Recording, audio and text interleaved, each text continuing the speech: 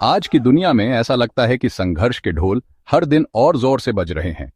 भू राजनीतिक तनाव बढ़ रहा है और तीसरे विश्व युद्ध की फुसफुसाहट अब सिर्फ इतिहास की किताबों तक सीमित नहीं है।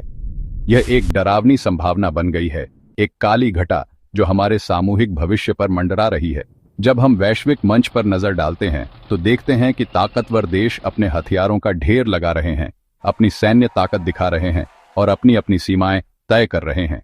यह एक डरावना लेकिन जरूरी सवाल उठाता है, अगर आज वैश्विक युद्ध छिड़ जाए तो किसके पास बढ़त होगी? कौन उस युद्ध की राख से विजेता बनकर उभरेगा जो निस्संदेह हमारी दुनिया को हमेशा के लिए बदल देगा? इसका जवाब इतना आसान नहीं है। संभावित तीसरे विश्व युद्ध की जटिलता को समझने के लिए हमें सिर्फ सैनिकों या टैंकों की गिनती से आगे देखना होगा। आधुनिक युद्ध एक जटिल, बहुस्तरीय मामला है जो सिर्फ जमीन, समुद्र और हवा पर नहीं बल्कि साइबर स्पेस और यहां तक कि अंतरिक्ष में भी लड़ा जाता है।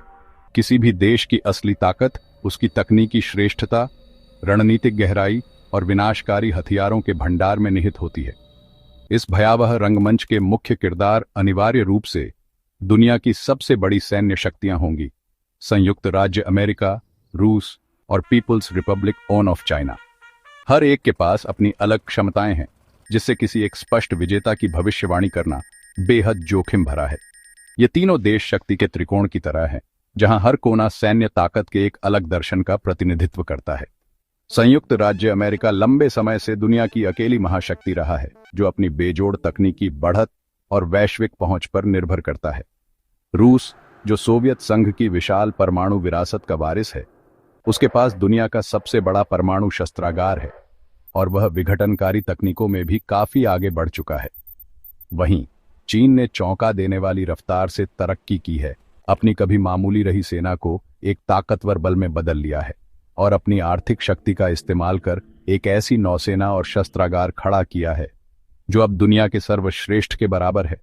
इन दिग्गजों के टकराव की कल्पना ही हमें रातों की नींद उड़ा सकती है। उनके बीच का संघर्ष कोई दूर दराज के कोने में लड़ा जाने वाला युद्ध नहीं होगा। इसकी गूंज हर जगह महसूस होगी, अर्थव्यवस्थाएं हिल जाएंगी, गठबंधन टूट जाएंगे और लाखों निर्दोष लोगों की जान खतरे में पड़ जाएगी। कौन जीतेगा का सवाल सिर्फ सैन्य विशेषज्ञों के लिए रणनीतिक पहेली नहीं है, यह हमारे आधुनिक सभ्यता के अस्तित्व से जुड़ा सवाल है। हमें उनकी ताकतों का विश्लेषण करना चाहिए, युद्ध का महिमा मंडन करने के लिए नहीं, बल्कि उन विनाशकारी परिणामों को समझने के लिए जिन्हें हमें हर हाल में टालना चाहिए। संयुक्त राज्य अमेरिका की सेना कई मानकों के अनुसार मानव इतिहास की सबसे शक्तिशाली युद्ध मशीन है।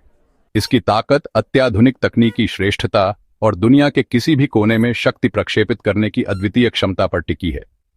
इस वैश्विक पहुंच की रीढ़ उसकी विमानवाहक पोतों की फ्लीट है। अमेरिका के पास 11 ऐसे विशालकाय पोत हैं। हर एक तैरता हुआ शहर और हवाई अड्डा है, जिसमें उतने लड़ाकू विमान होते हैं जितने कई देशों की पूरी वायुसेना में नहीं होते। ये पोत, जैसे कि यूएसएस जेराल्ड आर फोर्ड, अमेरिकी प्रभुत्व के प्रतीक हैं, जो समुद्रों पर नियंत्रण और हजारों मील दूर से विनाशकारी हवाई हमले करने की क्षमता देते हैं, जो इतनी बड़ी स्केल पर कोई और देश नहीं दोहरा सकता। पारंपरिक सेनाओं से आगे अमेरिका का असली तुरुप का इक्का उसके परमाणु हथियारों के त्रिकोण में छुपा है। इसके शस्त्रागार में हजारों परमाणु वॉरहेड्स हैं, जिन्हें जमीन आधारित इंटरकॉन्टिनेंटल बैलिस्टिक मिसाइल्स जैसे कि मिनुटमैन 3, रणनीतिक बॉम्बर्स जैसे कि B-2 स्पिरिट स्टेल्थ बॉम्बर और ओहायो क्लास पनडुब्बियों से लॉन्च किया जा सकता है, जो समुद्र की गहराइयों में छिपी रहती है। यह व्यवस्था एक ऐसी दूसरी मारक क्षमता सुनिश्चित करती है जिसे खत्म करना लगभग नामुमकिन है, और यही परमाणु हथियारों का सबसे बड़ा डरावना पहलू है। इसके अलावा अमेरिका हाइपरसोनिक हथियारों में भारी निवेश कर रहा है, जो ऐसी मिसाइलें बनाने की दौड़ है जो आवाज की गति से 5 गुना तेज चल सकती हैं और मौजूदा रक्षा प्रणालियों के लिए लगभग अजेय हैं। अमेरिकी सैन्य शक्ति का एक महत्वपूर्ण और अपेक्षाकृत नया क्षेत्र अंतरिक्ष है। यूनाइटेड स्टेट्स स्पेस फोर्स की स्थापना इस बात को मान्यता देती है कि भविष्य के युद्ध कक्षा में जीते या हारे जाएंगे। यह शाखा उन सैटेलाइट्स के विशाल नेटवर्क की सुरक्षा के लिए जिम्मेदार है, जो वैश्विक संचार, नेविगेशन, GPS और खुफिया एकत्रीकरण के लिए जरूरी है।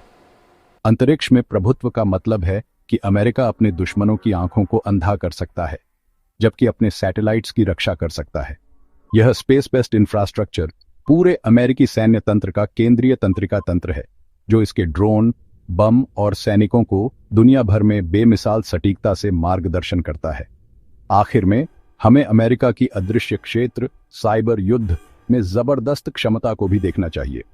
यूएस साइबर कमांड एक शक्तिशाली बल है जो दुश्मन के महत्वपूर्ण ढांचे को पंगु करने के लिए जटिल हमले कर सकता है। इसमें पावर ग्रिड बंद करना, वित्तीय प्रणालियों को बाधित करना या सैन्य कमांड नेटवर्क को निष्क्रिय करना शामिल हो सकता है, वो भी बिना एक भी गोली चलाए। आधुनिक संघर्ष में शुरुआती हमला शायद साइबर स्पेस में ही होगा और अमेरिका की गहरी प्रतिभा और उन्नत तकनीक उसे इस चुप और छाया वाले युद्ध क्षेत्र में एक महत्वपूर्ण, हालांकि पूरी तरह अजेय नहीं, बढ़त देती है। अमेरिका की ताकत को नकारा नहीं जा सकता, लेकिन रूस एक जबरदस्त चुनौती पेश करता है, खासकर अपने विशाल परमाणु शस्त्रागार के जरिए।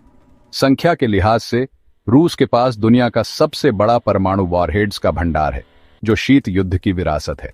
इसमें कुछ सबसे शक्तिशाली इंटरकॉन्टिनेंटल बैलिस्टिक मिसाइलें शामिल हैं, जैसे कि RS-28 सरमत, जिसे सैटर्न 2 कहा जाता है, जो कई वॉरहेड्स ले जाने और मिसाइल रक्षा प्रणालियों को चकमा देने में सक्षम है। अमेरिका के साथ परमाणु संतुलन यह सुनिश्चित करता है कि किसी भी प्रत्यक्ष बड़े पैमाने पर संघर्ष का नतीजा आपसी विनाश ही होगा। यही डरावनी सच्चाई दशकों से एक नाजुक शांति बनाए हुए है। रूस ने अमेरिकी रक्षा को मात देने के लिए अत्याधुनिक विषम हथियारों के विकास पर भी ध्यान केंद्रित किया है। वह हाइपरसोनिक तकनीक में दुनिया का अग्रणी है और उसने अवांगार्ड हाइपरसोनिक ग्लाइड वाहन तथा किंजाल एयर लॉन्च्ड बैलिस्टिक मिसाइल जैसे हथियार पहले ही तैनात कर दिए हैं। ये हथियार अविश्वसनीय गति से और अप्रत्याशित मार्ग पर चलते हैं, जिससे मौजूदा वायु रक्षा प्रणालियों के लिए इन्हें रोकना बेहद मुश्किल हो जाता है। इसके अलावा रूस ने इलेक्ट्रॉनिक युद्ध में भी गहरी महारत हासिल की है। ऐसे सिस्टम विकसित किए हैं जो GPS सिग्नल जाम कर सकते हैं, दुश्मन की संचार व्यवस्था बाधित कर सकते हैं और यहां तक कि उन्नत ड्रोन और विमानों की इलेक्ट्रॉनिक्स को भी निष्क्रिय कर सकते हैं, जिससे मैदान जंग में अपने विरोधियों को अंधा और बहरा बना सकते हैं। इसी दौरान चीन की सैन्य उन्नति भी किसी चमत्कार से कम नहीं रही है। अपनी आर्थिक तरक्की के दम पर बीजिंग ने पीपल्स लिबरेशन आर्मी PLA का जबरदस्त आधुनिकीकरण किया है। PLA नेवी अब जहाजों की संख्या के लिहाज से दुनिया की सबसे बड़ी नौसेना है, जिसमें उन्नत विध्वंसक, उभयचर हमला जहाज और अपनी खुद की बढ़ती विमानवाहक पोतों की फ्लीट है। चीन की रणनीति अमेरिकी नौसेना को अपने तट के पास समुद्रों में घुसने से रोकने पर केंद्रित है, जिसे anti access area denial ADO कहा जाता है। इसे DF ओसवांडी मिसाइल जैसे हथियारों का विशाल भंडार समर्थन देता है, जिसे कैरियर किलर के नाम से जाना जाता है। चीन अन्य क्षेत्रों में भी तेजी से तकनीकी अंतर को पाट रहा है। उसने खुद के स्टेल्थ फाइटर जेट जैसे कि चेंगडू J-20 विकसित किए हैं, जो अमेरिकी वायु श्रेष्ठता को चुनौती दे सकते हैं। और भी चिंताजनक बात यह है कि वह अपने सैन्य तंत्र में कृत्रिम बुद्धिमत्ता AI का एकीकरण कर रहा है। इसमें ऐसे ऑटोनोमस ड्रोन स्वार्म्स विकसित करना शामिल है जो विरोधी की रक्षा को शीयर नंबर्स और कोऑर्डिनेटेड अटैक से पस्त कर सकते हैं। यह युद्ध की परिभाषा ही बदल सकता है। अमेरिका और रूस की तरह चीन ने भी साइबर युद्ध में भारी निवेश किया है और माना जाता है कि उसके पास राज्य प्रायोजित हैकर्स की एक विशाल सेना है, जो बड़े पैमाने पर डिजिटल जासूसी और तोड़फोड़ करने में सक्षम है, जिससे वह डिजिटल क्षेत्र में एक सच्चा प्रतिद्वंदी बन गया है। इन सैन्य दिग्गजों का यह डरावना विश्लेषण एक बात को बेहद साफ कर देता है: तीसरा विश्व युद्ध मानवता द्वारा देखे गए किसी भी संघर्ष से बिल्कुल अलग होगा। युद्ध का मैदान सिर्फ जमीन, समुद्र या हवा तक सीमित नहीं रहेगा। यह अंतरिक्ष और साइबर स्पेस जैसी अंतिम सीमाओं तक फैल जाएगा। ऐसे युद्ध की शुरुआती गोलियां शायद गोलियां नहीं, बल्कि सैटेलाइट्स को निष्क्रिय करने वाला खतरनाक कोड या हाइपरसोनिक मिसाइलें होंगी, जो कमांड सेंटरों को तबाह कर देंगी, इससे पहले कि कोई बचाव किया जा सके। युद्ध की प्रकृति अब ताकत की सीधी टक्कर से बदलकर जानकारी, तकनीक और कृत्रिम बुद्धिमत्ता की लड़ाई बन गई है। इस नए युग में जीत उसी की होगी जो इन सभी क्षेत्रों का सबसे बेहतर समन्वय कर सकेगा, जो देश अपने अंतरिक्ष संसाधनों की रक्षा करते हुए दुश्मन को अंधा कर सके, AI चालित ड्रोन स्वार्म्स तैनात कर सके, साइबर हमलों से बच सके और हाइपरसोनिक गति से हमला करते हुए शुरुआती वॉर झेल सके, वही बढ़त में रहेगा। हालांकि यह बढ़त भी क्षणिक और विनाशकारी होगी। सभी पक्षों के पास हजारों परमाणु हथियारों की मौजूदगी का मतलब है कि कोई भी पारंपरिक संघर्ष हर पल परमाणु युद्ध में बदलने का डरावना जोखिम लिए रहता है। बस एक गलती, एक हताश फैसला पूरी दुनिया को तबाही की ओर धकेल सकता है, जिससे परमाणु सर्दी और हमारे सभ्यता के अंत का खतरा पैदा हो जाता है। आधुनिक शस्त्रागार की विनाशकारी क्षमता कल्पना से परे है। एक भी रणनीतिक परमाणु हथियार की शक्ति हिरोशिमा और नागासाकी पर गिराए गए बमों से कहीं ज्यादा है। अगर पूर्ण पैमाने पर परमाणु युद्ध हुआ तो अनगिनत मौतें होंगी, सदियों तक पृथ्वी विकिरण से जहरीली रहेगी और बचे हुए लोग एक नए अंधकार युग में चले जाएंगे। मशरूम क्लाउड्स और तबाह शहरों की तस्वीरें हमें हमेशा याद दिलाती रहनी चाहिए कि दांव पर क्या लगा है। जिन हथियारों को सुरक्षा के लिए बनाया गया था, वही अब हमारे अस्तित्व के लिए सबसे बड़ा खतरा बन गए हैं। हम एक ऐसे मोड़ पर खड़े हैं जहां हमारे पास अपनी ही विनाश की ताकत है। इसलिए इस विश्लेषण से सीखने वाली सबसे अहम बात यह है कि यह सवाल कि कौन जीतेगा उतना ज़रूरी नहीं है जितना यह कि हमें हर हाल में ऐसे युद्ध की शुरुआत ही नहीं होने देनी चाहिए।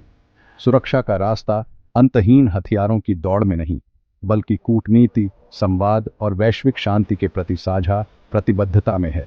मानवता की रक्षा के लिए हमें राष्ट्रीय हितों से ऊपर उठकर अपनी साझा नियति को पहचानना होगा। हमें तनाव कम करने, विश्वास बढ़ाने और अंतर्राष्ट्रीय संस्थाओं को मजबूत करने की दिशा में काम करना होगा। दांव बहुत बड़े हैं, किसी और रास्ते की कोई गुंजाइश नहीं है। तीसरे विश्व युद्ध को जीतने का एकमात्र तरीका है इसे कभी शुरू ही ना होने देना।